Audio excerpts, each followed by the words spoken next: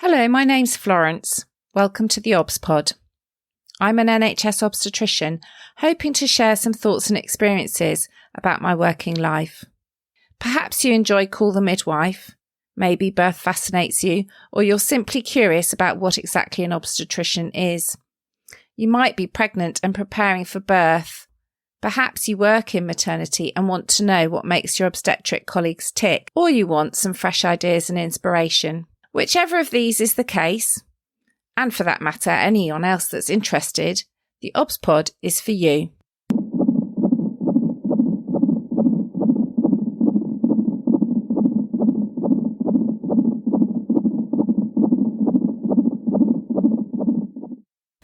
Episode 66, Group B Strep.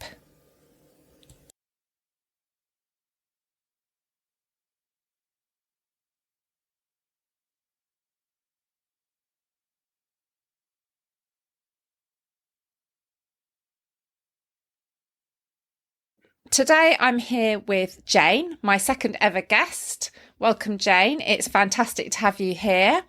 And we're going to talk all things Group B Strep, or at least I hope we are. But Jane, perhaps you'd like to say a little bit about who you are and maybe how I know you as well. Super. Well, I'm honoured to be your second ever guest, Florence. Thank you very much for inviting me.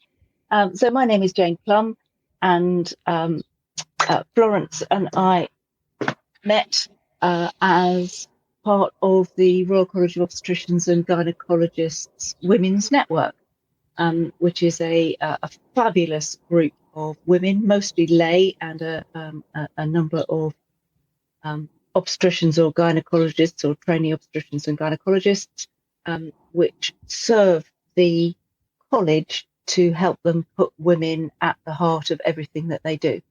So that was where we first met, and one of the reasons that I'm on the Women's Network is because I also run the charity Group B Strep support. Group B Strep is the leading cause of severe infection in newborn babies, and the college has published some guidelines some years ago around Group B Strep. And my involvement with the charity started some 25 years ago, back in 1996, when my middle child sadly died from a Group B Strep infection. And although his infection and his death were probably not preventable, most Group B Strep infections, particularly in newborn babies, are preventable, and my husband and I wanted to try and do something to stop it happening to other people. So we felt that setting up a charity would be the way to go, and here we are 25 years later. That's an amazing legacy. And I knew that Theo had died of Group B Strep, and I knew this was something very personal to you, but I hadn't really appreciated until I was kind of thinking about today that you'd actually set up Group B Strep support.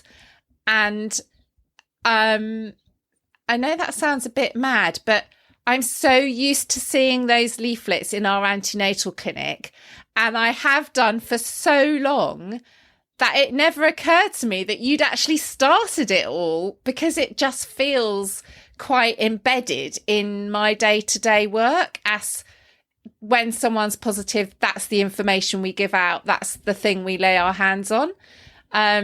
So yeah, I mean, massive respect to you. That's incredible what you've achieved. Thank you. And clearly teamwork. I haven't done it all alone. But absolutely, Florence, fantastic and wonderful that there are a lot of health professionals and trusts and boards out there for that providing information on Group B Strep is standard, and it is routine, and GBSS has become the go-to place for that information. Wonderful. We need to move to a place where that's actually the norm for everybody, that all pregnant women are provided with information about Group B Strep, and all new parents are provided with information about Group B Strep. We're not there yet. Yeah. So you sent me some information in advance of today, a little bit about some of the gaps that you see and what we might do to address some of those gaps. And I suppose I was thinking, it made me reflect, when do I have conversations about it? And I have conversations when a woman gets a positive test or a positive urine, or if they've had it in a previous pregnancy, or if they've had a baby with an infection. But some of the things that you'd kind of surveyed, or we talk about it when people break their waters, but some of the things you'd put in your survey, I was thinking, I don't know if I talk to all women about that at that point, and what is the right point in pregnancy to talk about it, and how do you talk about it so that people are aware and informed but not frighten them.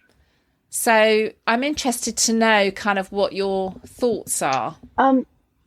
Thank you. And yes, we did a survey that was published in February of this year using freedom of information requests to trusts and boards throughout the UK. Really, because we were hearing from women time and time again that the recommendations made by the RCOG in their Green Top guideline back in 2017 just weren't happening on the ground. So we wanted to try and quantify that a bit to say, well, what does that actually look like? And we picked out the key new recommendations to ask questions about. And somewhat shockingly, 20% of trusts hadn't updated their guidelines following the RCOG's publication in September 2017. So that was a bit disappointing. The first recommendation in that Green Top, and the first new recommendation, is that all pregnant women should be provided with an information leaflet about Group B Strep. So not all women who test positive or all women who ask, all women should be provided with information. And the college hasn't specified when that should happen. They've left it open. And my personal view is that a good time to be talking to women about that is probably around the 28 weeks mark, because that gives people the chance to consider the information, discuss it with their family, and discuss it with their midwife and with their doctor, and work out what's right for them and their babies. And as soon as we knew that the college was going to make that recommendation, and brilliant that it has, we worked very closely with the RCOG to co-write an information leaflet on Group B Strep, because it's all well and good to say all women should be provided with an information leaflet. Let's make sure there's something out there that you can just give. And that leaflet we co-wrote, and it's available from both of our websites, from the RCOG's website and from ours. And GBSS is currently funding hard copies of that free of charge to the NHS and to families. So actually, there's no reason why trusts shouldn't be using that leaflet. There's no cost involved. Yeah. So we found that, but in that FOI study that we did, we found that only about half of the trusts were actually providing information to expectant parents. And we also found that despite the RCOG recommending that if you're testing a pregnant woman for Group B Strep, you should use a Group B Strep specific test, often referred to as the ECM or enriched culture medium test, only about 10% of trusts were doing that. So we published the report really in an effort to raise awareness that this is an important issue. It shouldn't be contentious. We're just echoing what the guidelines are saying. We're trying to help. We have a host of information on our website aimed at women, but we also recognise that the the current risk-based approach described by the RCOG, it can be a little complex, and you've got a lot of balls in the air that you have to remember. So we've developed a summary of those guidelines.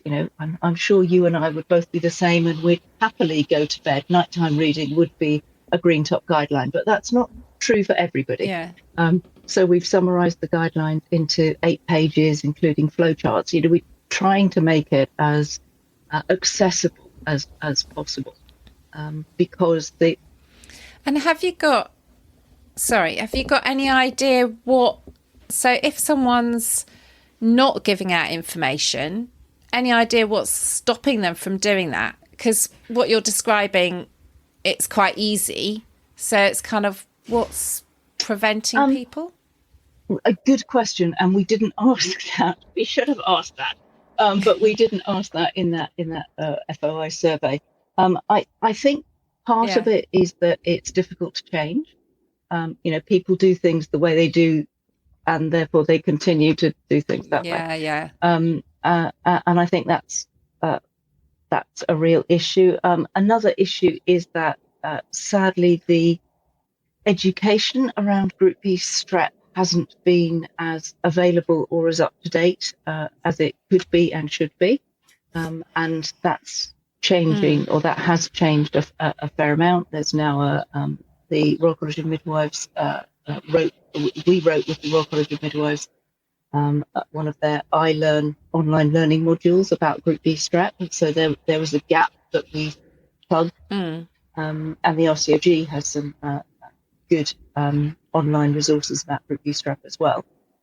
But as you know, Florence, making the time to keep up to date is really tough, and it's not the things that we know we don't know that often are the issues. It's the ones that we think we know and don't realise have changed, that the guidelines have changed.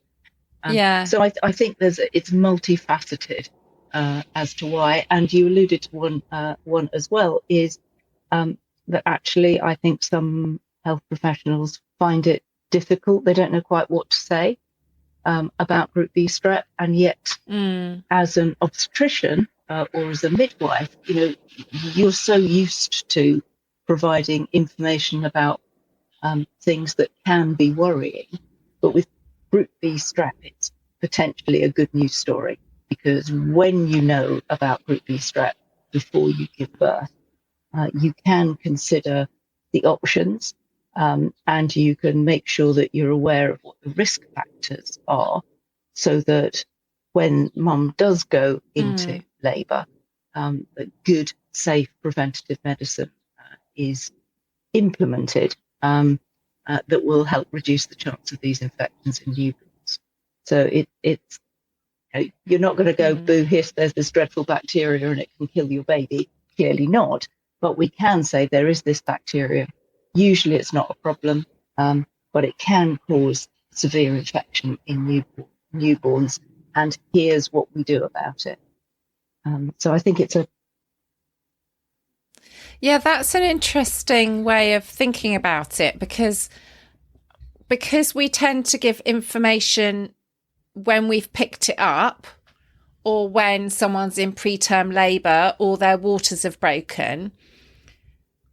It does feel very much like we're then saying, ooh, there's this dangerous potential problem, because we're not giving it in that context of actually forewarned is forearmed. So it's interesting to hear you say actually it's a good news story, and you could reframe it like that. I think that's a really helpful idea, actually, because otherwise it does feel like you're just saying to parents, oh my God, now there's this other problem. And we certainly hear from families where that they've been on the receiving end of that. And our helplines are quite often very active with about 1 in 4, 1 in 5 of us carry it. Thankfully, it's usually not a problem. And this is what you can do to mitigate or reduce the chance of it impacting your baby. Yeah, coming back to what you said about swabs. So, and the enriched culture medium. So, I know you've got a research project going on at the moment, and I was trying to get my hospital involved, and I'm still meeting some difficulty because of this issue of processing the right kind of swab and having the machine to do that. And so when I talked to the research team and said, you know, what's happening with this project? Why aren't we signed up to it yet? What's happening? They went, oh, but you might be randomized to this arm, which is fine. But if you're randomized to this arm, you need a very expensive machine, which we don't currently have. So, and I must admit, as a clinician, I hadn't appreciated that we didn't have the equipment in our pathology lab to actually run the right sort of test. Yeah. There's a couple of things there, Florence, if I may. One thing is, so the trial that you alluded to, I'm delighted about. The charity has been campaigning for a trial such as this for such a long time. So what it's going to do is it's up and running. It's going to compare the risk-based approach recommended by the RCOG. So in certain circumstances, offering a woman IV antibiotics in labour, but based on risk factors that occur before or during pregnancy or in labour. And it's going to compare that method of risk reduction with testing arms. And there are two testing arms. One testing arm will use the ECM test, which doesn't require additional equipment. And the ECM test is you take swabs from the low vagina and the rectum, because that's where the highest load is. You then put them in an enrichment broth to facilitate the growth of Group B Strep, because it's quite a sensitive flower. It doesn't grow that well, or it's easily overgrown by other things. And then after a period of time, you just wipe it on an agar plate and watch, or a chromogenic plate, and watch to see what happens. And all that kit is readily available in, I hesitate to say all, but I think all labs. So half of the testing arm is going to be using that methodology. And that's the methodology that is described and recommended by Public Health England and by the RCOG, and is used worldwide in most developed countries. Right. The other half of the screening arm is going to use PCR. So that is a bedside kit. The swabs are taken in the same way, so low vagina and rectum. Okay. And then this is where you tell I'm a lay person, I'm not a clinician. Yeah. Then you stick it in a little cartridge and into a black box, and out comes the result half an hour later. And that is the piece of kit that many labs don't have. But if please do ask your trust to go back to the GBS3 trial people, because they're very aware that has been a problem, and there have been some developments in resolving that. So please ask them not to say no. Please ask them to check again, because it may be that hurdle's been fixed. I will do. I definitely will. No, I don't think you show yourself up as a lay person at all. I think you're describing it incredibly well, and I'm thinking. But I have one specialist subject, Florence. You know, really, don't put yourself down there. But true. No, but that's really, really great. So I think.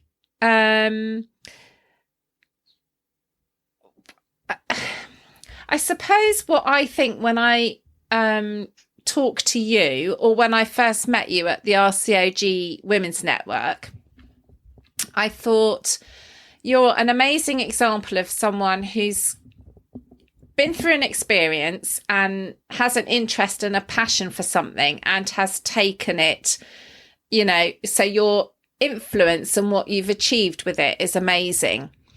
And I suppose I kind of wanted to understand how you managed to do that, or what things you think have made you successful at doing that, because I meet a lot of women that either are part of maternity voice partnerships or are passionate about particular things like hospital breastfeeding support or perinatal mental health or things like that.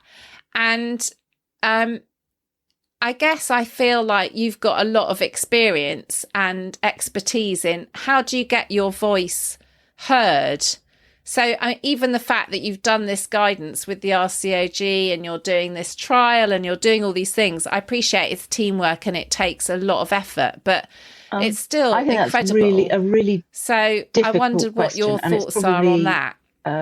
Fairer to get other people to answer it than me. Having said that, I'll give it a crack, So I think to start out with, it was channeled grief. That was the you don't need me to say, losing a baby is dreadful, absolutely awful, and trying to do something to stop it happening to somebody else actually was, in retrospect, quite an easy decision. My husband and I are both the types of people where when we're faced with a problem, we go, okay, let's get all the information on it. And then having got all the information on it, it just felt the right thing to do, to be putting that to good use. And I think the rest, part of the rest is sort of two things. One is an inability to know when to stop.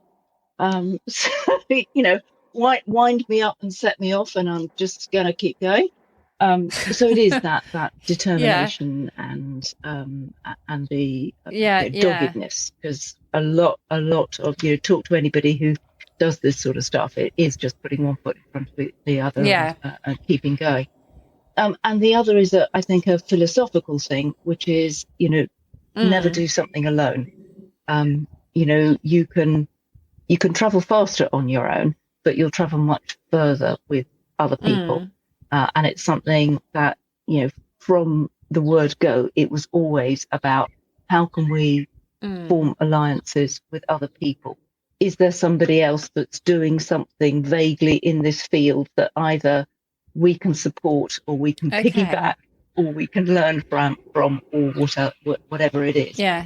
And of course, I have a deep and abiding interest in Group B Strep that has blossomed. So, to start out with, it was I wanted to know everything that had happened to Theo. Why did it happen and what had happened, so that I could understand as much as I could. But actually, over time, it's become almost an academic interest as well, because my experience isn't the same as somebody else's experience. So why do some women carry it and babies just shrug it off, no problem? Why are some babies early onset Group B Strep infection and some babies develop late onset Group B Strep infection? So it's become it always was from the first time I heard the words Group B Strep, it has been a deep interest, but it's broadened and it's remained. It's an interesting little bacteria.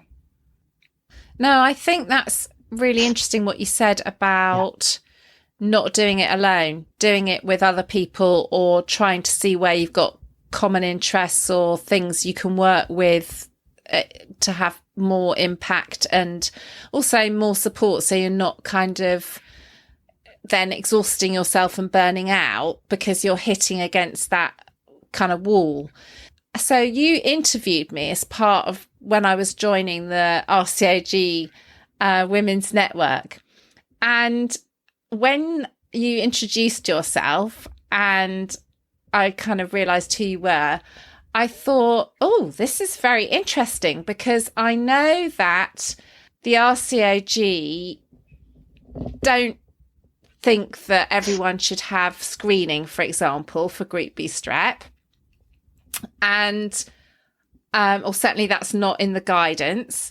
And I thought, again, it's interesting that when you're working on something, do you not kind of go up against the people that disagree with you, but how do you work with the people that don't necessarily see eye to eye so that you can do joint things and you can therefore come out somewhere stronger, probably. But I didn't immediately think it was a natural fit, if you see what I mean. And so that I found interesting, because obviously you can achieve a lot by working with the college, but working with the college, I know from experience, and I'm talking not Women's Network, which is just eye-openingly amazing, but other stuff, which is like wading through treacle, it can be really slow. So I was kind of, when I turned up for my interview and you were there, I was thinking, wow, gosh, you know, you must have really worked hard to feel that the college was somewhere that you could work and could influence. Because it would be much easier to go, oh my God, these people are just impossible to work with, or so snail's pace, it's not worth it. Interesting. And yes, I do sometimes have that impact on people, that I rock up and people go, what the heck? So yeah, I'm quite relaxed about that. Firstly, it isn't actually within the RCOG's remit to recommend screening for Group B Strep. That is the National Screening Committee. Until good point. The National Screening Committee recommends a screening approach, which is what the GBS3 trial will determine whether that is the right way forward. Then the RCOG has to recommend, if it's going to recommend anything, it has to recommend something different. So that would be my first point. And I think it's probably fair to say that over the years, Group B Strep may have been a little bit of a tiny thorn in the side of the RCOG, because whenever something came out about Group B Strep, where the college was commenting or pronouncing, we'd be going, hang on, and maybe not always quite as politely as that. But the college is really important. The college does have the interests of women at its heart, and it wants to stop these infections happening in babies almost as much as the women do, and almost as much as we do, because it is our specialist subject. So working together was quite an obvious thing to do from my perspective, and there are always people that you disagree with, but it goes back to the truism that we have more in common than there's so much more in common, or that unites us than divides us. So in terms of working with the college, particularly on Group B Strep, it's a case of, okay, the college is going to have some red lines, which I completely understand and appreciate, but by the same token, we have some red lines, and so let's be open about that, and then let's work together on the 90% that we absolutely agree on. And then outside of GBS specific stuff, if I feel there's a conflict of interest, then I'll put my hand up, or alternatively, if I won't volunteer for something because I feel it's a conflict of interest. So it's about, in all walks of life, it's about being adult about it, and recognizing, actually, that's not good for me or for the college if I'm involved. Yeah. No, taken a while. Really, and sometimes it has. I mean, please don't put me up as a paragon of virtue by any stretch of the imagination. No. Sometimes it absolutely is a case of, I know this is the right approach, but I don't necessarily want to do it. That doesn't apply with working with the college. It That's absolutely really great. hasn't. So I know part of the reason we're doing this today is July is Group B Strep Awareness Month. So you Yes. have that every year. A whole month, that's quite ambitious. Gives everybody isn't it? lots of opportunity to get lots involved. Lots of things have a day or a week, but a month. Wow. This year, it absolutely is all about raising awareness, about reaching more expectant and new parents, because it's really, really important that new parents know what signs to look for. Something like 60 to 70% of babies who develop Group B strep infection do so in the first couple or so days of life, but then that leaves the other 30 to 40% that develop it typically by age 3 months. So it's really important that families know both what they can do in terms of prevention, what could trigger them going to the hospital, what they should do, but also after the baby is born, what signs to look for and when to escalate and how to escalate. Because although we can't prevent the later infections, early treatment makes the world of difference. So that's really important. We're also, for health professionals, we're raising awareness too, which is predominantly around highlighting the RCOG's guidelines. The joint leaflet that the RCOG and we co-wrote, and that the information materials that if you visit our website, which is gbss.org.uk, there's a health professionals tab on there, and there's a load of information and resources for that, particularly focused around the RCOG guidelines. So it's absolutely all about raising awareness, reaching more people. Usually in Awareness Month, we do more physical activities, but obviously this year, bit more limited. Yes. I'm delighted that the charity got funding, and we've been able to translate the joint RCOG GBSS leaflet into 14 additional languages. Brilliant. I can't tell you how pleased. Yeah, absolutely fabulous. And they are available from our website under for digital download. That's very exciting. Page. That is really, really big development, isn't it? I can see that. Yeah. Yes, I'm hugely excited. So for a subject as complex as Group B strep, with the nuanced discussions that you want to have with parents, actually having it so that it will be in their own language rather than a second language. I'm so that's pleased brilliant. about that. So I kind of feel like we've talked about most of the things that I wanted to talk about. You mentioned when you emailed me that you might have some things you wanted to ask me. Is there anything that springs to mind? Actually, you've touched on it, Florence. It really was about, what are the barriers to talking to pregnant women, particularly, expectant parents.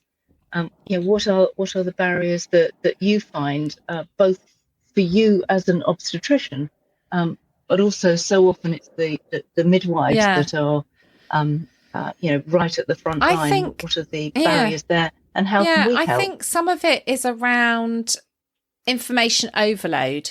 So there is so much information we're supposed to be giving people, and I mean, I know we're going to have these amazing all singing, all dancing digital notes at some unforeseen time.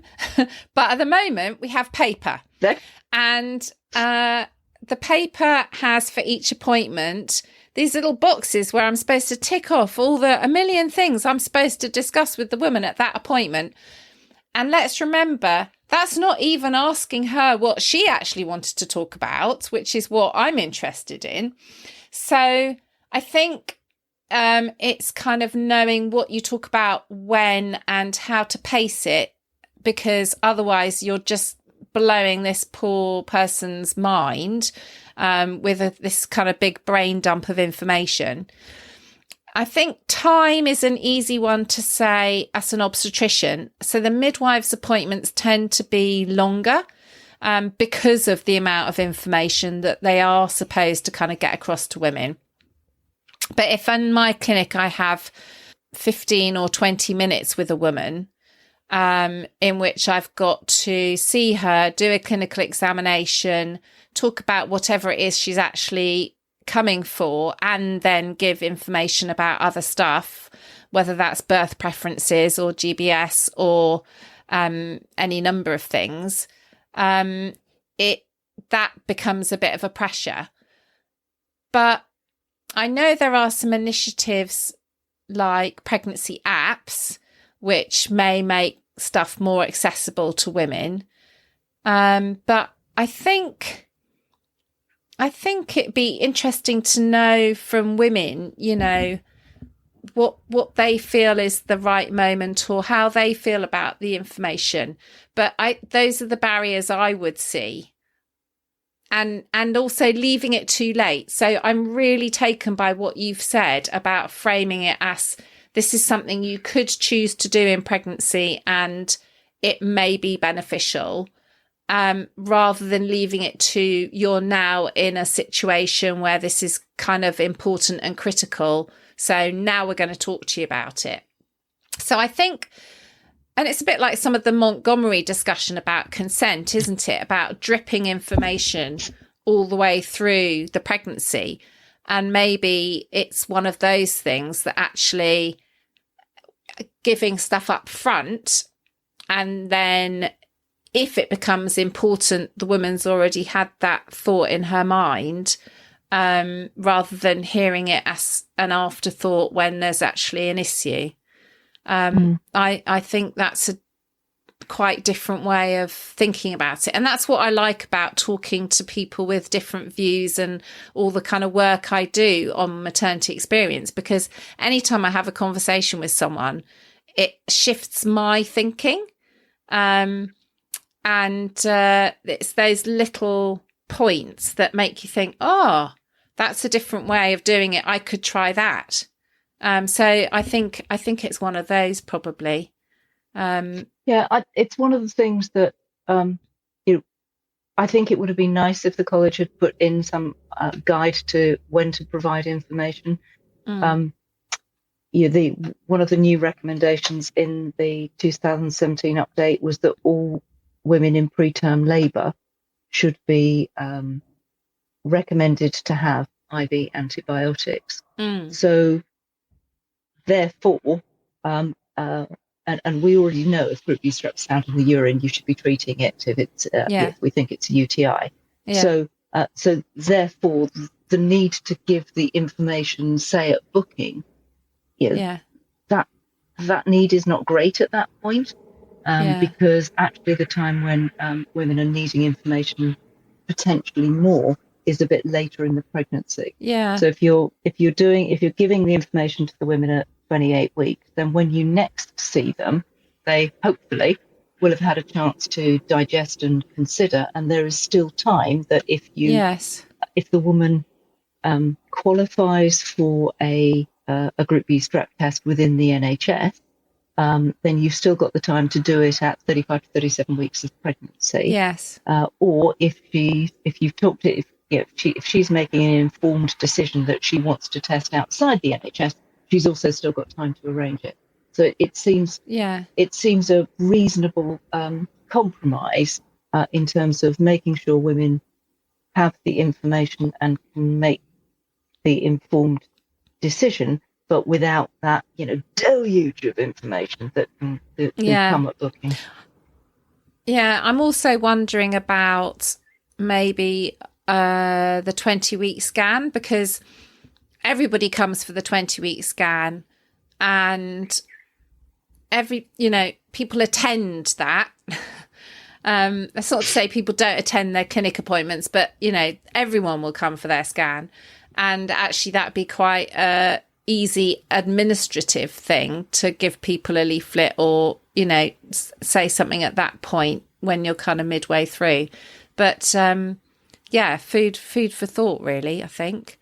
Let me know what you do. 28 weeks would equally be good. I'm going to have to go and think about this now. It's also considering what else you need to do at those appointments, isn't it? Exactly. There's a lot to do. And I think And that's very true. Fantastic. Okay. Anything else you think we should talk about? Not really. We've talked about tests. That's really important. We talked about GBS free trial. And please do include a link on that, just in case anybody is prompted to. Yep, will do. Because I know the trial team will be delighted to get more expressions of interest there. And we talked about the college guidelines. We have now talked about the leaflets. We haven't. It's the first time I've talked about them, Florence. It's so exciting. I can't tell you how thrilled I am that we got the funding for that. Okay. Thank you very much for giving up your time. It's been fantastic. It's been really enjoyable, but also really interesting. Excellent. Well, thank you for inviting me.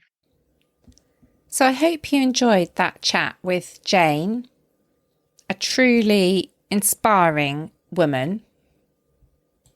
I've included many of the things we talked about in the show's programme notes for today. And for the zesty bit, if you're a healthcare professional working in maternity, think about that question. How might you broach the subject and talk about it in a good news way? This is something you can find out about and is treatable and you can take action on. Think about how you might fit that into your normal antenatal conversations. And as an expectant parent or new parent, take a look at the resources on the Group B Strep support site and the RCOG website so that you have the knowledge and you know what you're dealing with and you can make decisions about your care and that of your baby coming from the right place with the right information.